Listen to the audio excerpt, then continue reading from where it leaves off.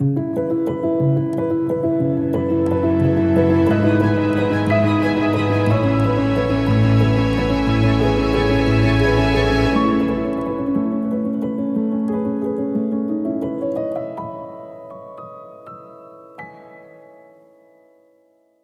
nome é Gilda Moraes Antunes, eu tenho 68 anos, sou paulista do interior de São Paulo.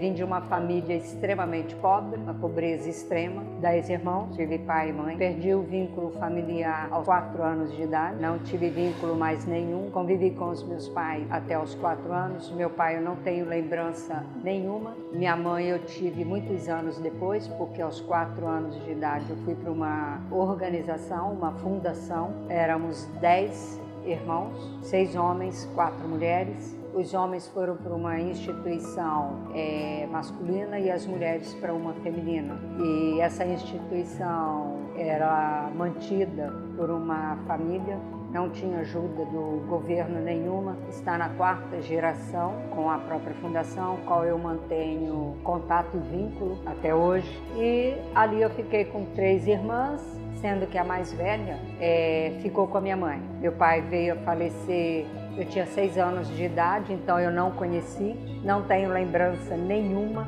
dele, não tive lembrança nenhuma da minha mãe, que foi cortado, assim, foi um vínculo, né, que se perdeu com todos os irmãos. E eu fiquei com 2 irmãs, uma de 2 anos, eu tinha 4, e uma de 6 nessa instituição. É uma organização da religião espírita, né? Uma doutrina reencarnacionista, e ali eu fui educada nos princípios de uma moral cristã. E ali ficou eu, minhas 2 irmãs. A mais velha, ela sofreu um acidente na infância, ficou um tempo em coma e começou a ter as suas dificuldades na adolescência, desenvolvendo um processo de esquizofrenia, tipo um novelo de lã. Naquela época, os hospitais ainda usavam choque, né? Eletrochoque. Então foi um período assim de muito sofrimento, porque eu via tudo aquilo acontecendo. A minha irmã mais nova, quando estávamos fazendo o 2º grau, que era o técnico profissionalizante, ela foi embora, não quis saber de ninguém, e até hoje eu não tenho mais contato. Ela deveria ter uns 17 anos, mais ou menos. E a minha irmã mais velha ficava, a maior parte da vida dela foi dentro de um hospital psiquiátrico, e ali ela engravidou dentro desse hospital. Eu já não estava mais nessa cidade. Eu fui para o Rio de Janeiro, é uma jornada bastante, assim, experienciei muita coisa, foi muito, assim, proveitoso tudo que eu tive, como essa minha jornada que eu passei, eu aprendi muita coisa, e a educação que eu tive na infância me ajudou a suportar tudo e a levar sempre em frente, a não desistir, mesmo que diante de todo o sofrimento, de tudo. E essa minha irmã ficou nesse hospital, ela veio engravidar. E acabei que eu me casei, conheci meu marido em 80, casei em 81, e em 82 nós fomos buscar essa minha filha no interior de São Paulo, porque se nós não assumíssemos, ela seria doada para doação. Então eu estava casada há pouco tempo, estava grávida de 2 meses, sem experiência nenhuma, e eu trouxe a minha sobrinha, nós assumimos isso. Na realidade, quem assumiu todo esse processo foi meu marido, porque eu fiquei bem atrás, que eu já conhecia o processo da minha irmã, de todo o sofrimento, então aquilo tudo me assustava muito. Eu não queria. Então quem tomou toda a decisão e falou, olha, se a gente não buscar, ela vai morrer, porque ela está doente, ela tem uma pneumonia, vive internada, ela tem anemia, ela está fora do peso, ela está fora do tamanho, me aconselhando com um casal de amigos que foram nossos padrinhos de casamento, um senhor e a esposa, e ele me disse assim, olha só, se você colocar a mão na charrua, não olha para trás, porque a colheita está lá na frente. Então a escolha é sua. Então eu estava grávida de 2 meses, eu falei, então vamos trazer. E eu trouxe minha sobrinha. Até aos 4 anos de idade, tudo transcorria como uma criança normal. Ela ficava na creche, trabalhava, morava no Rio de Janeiro ainda.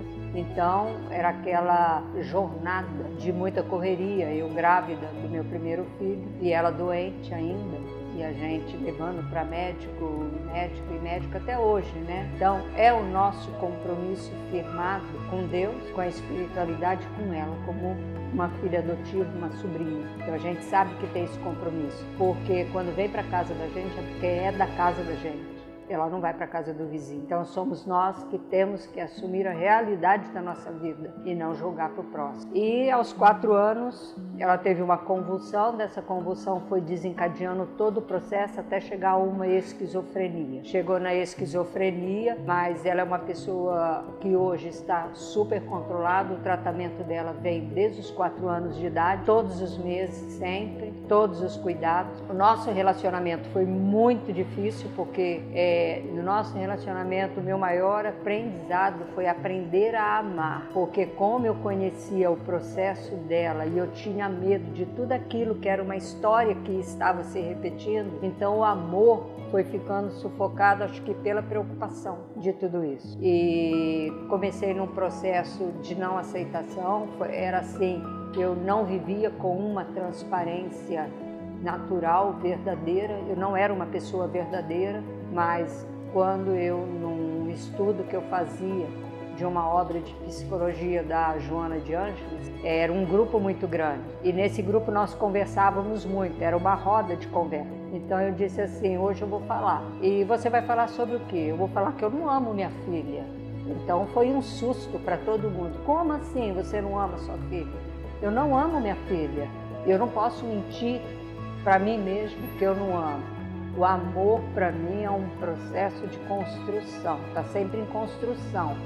Ele nunca vai estar feito, completo, porque a gente ainda vive, né? A gente tem muito ainda que aprender. O amor não é completo, ele é uma convivência, ele é uma construção. Então eu falei, eu não amo e eu não vou mentir, porque eu preciso de ajuda para saber até onde eu posso chegar para poder amar minha filha verdadeiramente. Tudo começou assim a mudar no nosso processo de relacionamento, foi quando ela teve um surto muito forte dentro de casa. E nesse surto que ela teve, eu não dormia, porque eu ficava vigilante 24 horas. Então meu cérebro parecia que ia queimar, ia pifar, porque eu não conseguia dormir, eu tinha que ficar na vigilância dela, com medo, janela, tudo, levando para o psiquiatra, chegava lá, mudava a medicação, não adiantava, eu voltava, ela dormia meia hora e acordava e agitada, ia para a janela. Eu falei, eu não vou internar, não é um processo de internação ainda, vamos continuar com a medicação, até que uma amiga, eu liguei para ela 3 horas da manhã, eu falei, olha, está acontecendo isso, eu preciso de ajuda. Aí ela foi, 3 horas da manhã, e fomos para o pronto-socorro psiquiátrico do aeroporto. E no caminho eu fui conversando e essa minha amiga foi orando o tempo todo, pedindo para que o médico que estivesse de plantão fosse o que ela conhecia. E chegou lá, era ele. Então ele atendeu, ele mudou a medicação. E nesse surto que ela teve, nesse processo todo, foi quando eu comecei a ver o sofrimento de uma pessoa que sofre de esquizofrenia, que sofre de hiperatividade, que não tem controle sobre sua própria vida, que precisa de ajuda, precisa de uma assistência, entendeu? E ali começou o nosso processo de um relacionamento melhor. Ele ainda não é completo, porque eu não sou completo, ninguém é. Eu acho que, como disse Jesus aos discípulos, bom é o meu Pai. Se Jesus disse isso, imagina, eu vou dizer que eu sou uma pessoa boa. Eu não sou boa, eu estou no processo de aprendizado. Então, o nosso relacionamento sempre foi muito difícil, é difícil. E por que é difícil? Porque a gente não consegue se colocar no lugar do outro, você não entende o outro. E muitas coisas eu preciso aprender a descer, a ser humilde para entender o processo dela, o quanto é difícil, o quanto para ela é um sofrimento que ela ainda não entende, mas é um sofrimento para eles, que tem esses desafios, para ultrapassar esses desafios. Ela está com 42 anos, tá? Eu me casei em 81 e fui buscá-la em 82. Então a minha vida foi um ciclo que se fechou, porque no mês de novembro, no feriado de finados, em 80, eu conheci meu marido. No mesmo feriado de 81, eu me casei. No mesmo feriado de 82, eu fui buscá-lo. E no mesmo feriado de 2021, ele fez a passagem. Então, foi tudo no mesmo mês. Então, foi um ciclo da vida que se fechou. E o relacionamento dela com com o pai era um relacionamento muito difícil, era um relacionamento de amor e ódio. Ao mesmo tempo que existia aquele cuidado, aquele carinho, aquele amor, existia um descompasso de entendimento, né?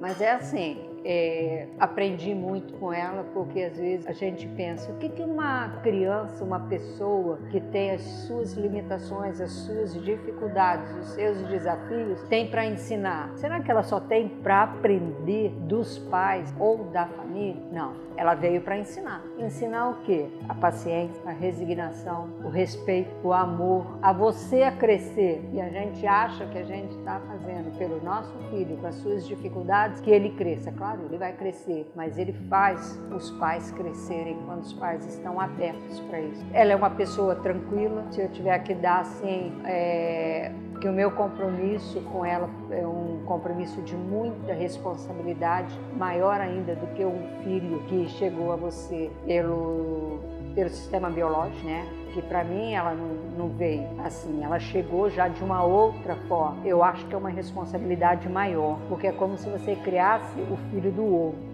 Então, eu considero que é maior. Quando você cria o seu filho, é diferente. Não adianta falar que você cuida de todos os seus filhos da mesma forma. Não, nós somos seres individuais.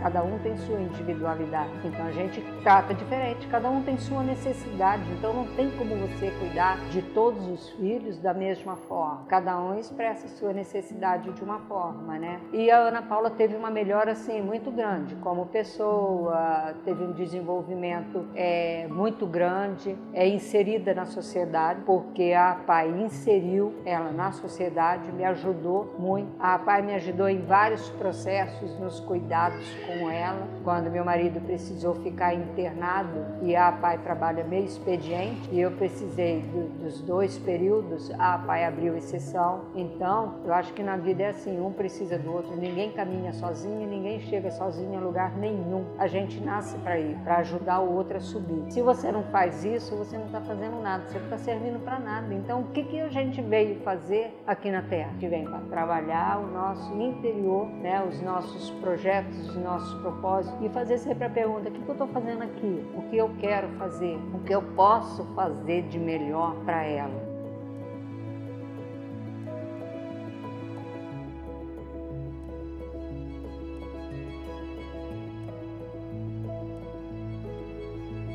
Para você que está neste processo, seu filho pode ter vindo por meios biológicos, pai, mãe ou não. É muito importante saber que todos nós somos co-criadores e apenas o meio para que estejamos aqui. Então, na vida, a minha maior gratidão é pelos meus pais, que apesar de não ter tido nenhum vínculo com ele, eu tenho gratidão, porque hoje eu estou aqui e consegui construir uma vida pautada em toda uma educação de bons ensinos, de moral cristã. E todas as noites, você que não conheceu seu pai ou a sua mãe, mesmo se ele está em outro plano ou neste terreno, dê boa noite a ele, dê boa noite com seu coração e agradeça. Ore por ele, porque cada um veio para cumprir o que foi programado por Deus. Muito obrigada.